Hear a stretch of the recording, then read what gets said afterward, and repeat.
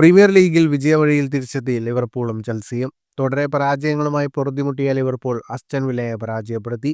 ആൻഫീൽഡിൽ എതിരില്ലാത്ത 2 ഗോളുകൾക്കായിരുന്നു ലിവർപൂളിന്റെ വിജയം. ലീഗിലെ തുടരെയുള്ള 4 പരാജയങ്ങൾക്ക് ശേഷമുള്ള ലിവർപൂളിന്റെ ആദ്യ ജയമാണിത്.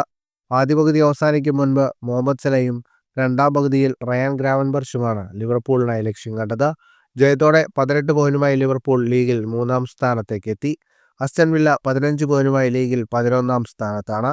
അതേസമയം ചെൽസിയും വിജയം നേടി. സൂപ്പർ പോരാട്ടത്തിൽ ടോട്ടൻഹാമിനെയാണ് ചെൽസി പരാജയപ്പെടുത്തിയത്. സ്പർസിന്റെ മൈതാനത്ത് എതിരില്ലാത്ത ഒറ്റ ഗോളിനായിരുന്നു ചെൽസിയുടെ വിജയം. മത്സരത്തിന്റെ 34-ാം മിനിറ്റിൽ മൊയ്സസ് കൈസേഡോയുടെ അസിസ്റ്റിൽ യാവോ പെഡ്രോയാണ് ചെൽസിയുടെ വിജയ ഗോൾ നേടിയത്. വിജയത്തോടെ ലീഗിൽ 17 പോയിന്റുമായി ചെൽസി നിലവിൽ 5-ാമതാണ്. 17 പോയിന്റ് തന്നെയുള്ള ടോട്ടനം 4-ാം സ്ഥാനത്താണ്. ഇന്ന് നടക്കുന്ന മത്സരങ്ങളിൽ വെസ്റ്റ് ഹാം ന്യൂകാസലിനെ നേരിടുമ്പോൾ മാഞ്ചസ്റ്റർ സിറ്റി ബോൺമൗത്തിനെ നേരിടും.